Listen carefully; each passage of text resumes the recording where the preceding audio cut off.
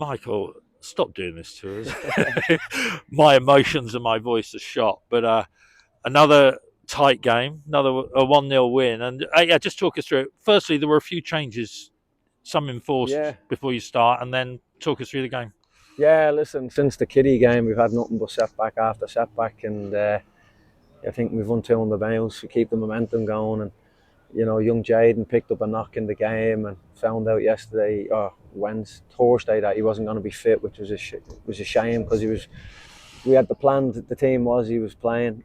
Then Doishy, we were on the way up yesterday, and we got a phone call in the Midlands up at Warwick that Doishy'd been called back to Northampton, which was an absolutely massive blow for us as a Oh, team. Um, so that knocked us for six. But you just got to keep going. So the team possibly changed about three times since Tuesday night. But can't fault the boys. Like such a massive win that today, just with all the circumstances, the injuries that have gone against us, and people being called back, and very important players for us as well. Because we think Jaden short term will hopefully be back any one of the next two games. But I think Dicey, since he's come in, has been an absolute yeah. mountain of a man. One, what an unbelievable professional for such a young man, and what a player. He treated this place like he was a Woking player. He didn't come here and act like a Northampton player. He was all in it with Woking, which was unbelievable. And me personally, it was an absolute pleasure to work with him. Absolutely gutted to lose him. I think he had that much of an impact around the club as a personality. He was older than he actually was in a sense of football terms. He was so experienced, and he brought so much to us. So we thank him for everything that he done and wish him all the success going back to Northampton.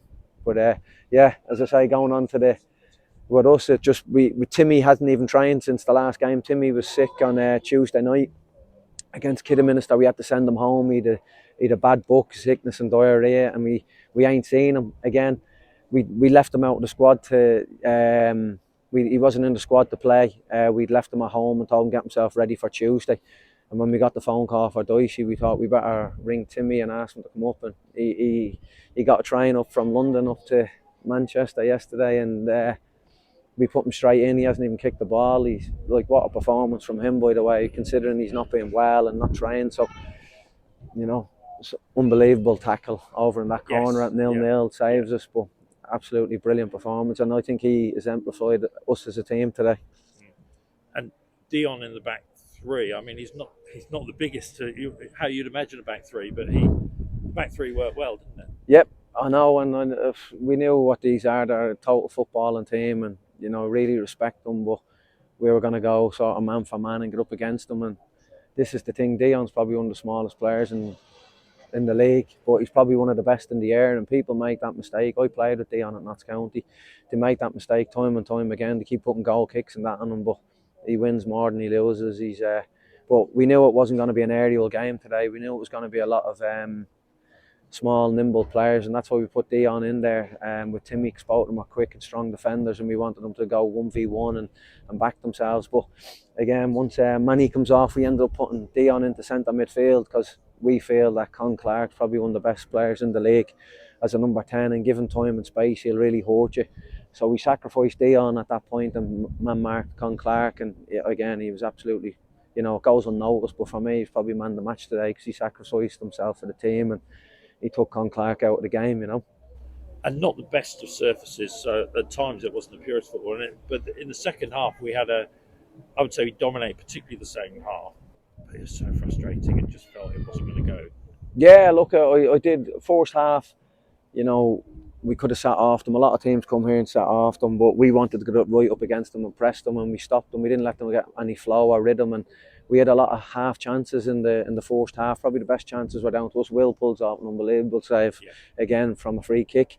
But second half, we spoke about how good we've been, getting stronger in games in the second half and driving on and finishing really strong.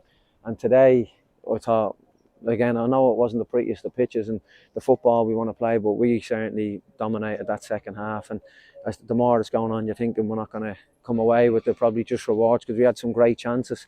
And but Ricky, you did feel something was going to fall from, because he was just on the shoulder all the time. And as the game went on, he was getting stronger and stronger. And brilliant goal. And again, it was an interesting one with 10 minutes to go. we wanted to put Alfie on, and we were thinking, do we take off a forward? We took off the midfield because we felt we could win the game. And again, it was a big decision to do that with the situation we're in. Did we take the point or did we go for the win? And we felt we were going to go for the win.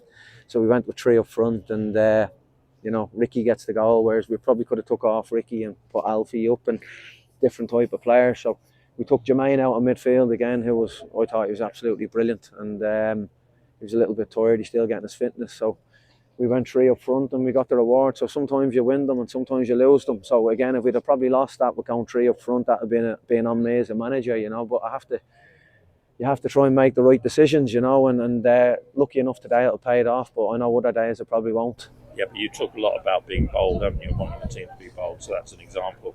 Yeah, well, look, that's what I've asked the players to be, and I want them to take more responsibility, and I want them to, express themselves. And as you say, we were a little bit bold there, but we felt we were the team, and that could win the game. And listen, don't get me wrong, they had chances on the counter attack and things they broke, but again, I felt we were very strong. I mean, at the back there was Scotty, 1v1 defending for a man of his age to be able to go and defend like that and sprint around like he does. It's he's a credit to as a professional footballer at his age to be that athletic and fit. And over 100 fans again made the journey, 113 I think, and they had a good afternoon, but it's a long trip, and a good number of them will be coming up again on Tuesday. Listen, I was just so happy for them. You see the celebrations when we score, how much it means to them.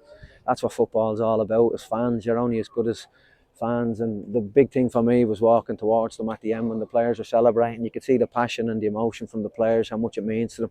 And I know probably at times this year people have probably questioned that from the players, but you can see how much they want it, the relief and the joy, the celebrations, the team spirit with each other. But the big thing for me, when I was walking up, I could hear fans saying how much that win meant, like in a sense of what it meant for us to stay in the league and where it puts us. That win is massive. I could hear fans shouting on that. That's a massive result. It was absolutely brilliant because you know how much it means to them. So I'm absolutely delighted for them. So happy fans, happy players, happy manager. It's a happy day, but then tomorrow it's. Well, again, I'll be honest with you. I was happy, and Manny gets injured and breaks down, which is a blow, and. That result today was for him. We spoke about it. We didn't want to use Manny today, but Jaden gets injured, Tunzi's injured. Manny, we're trying to manage. He gets 90 minutes of the night. He was absolutely fantastic. And the plan today was to have him on the bench, maybe bring him on for 20, but we had to ask him to play, and he was whatever you need. And he does that for his teammates. And to lose him such a blow, because nobody works harder, nobody's a better teammate, nobody's better professional, but he's just getting these little setbacks. But you know what, he'll come through them again, and we'll support him, and that's the most important thing, that we have his back and look after him, Yeah, brilliant. Well done to you, well done to the team, and rest well, and we'll see you on Tuesday. See you Tuesday, well done lads.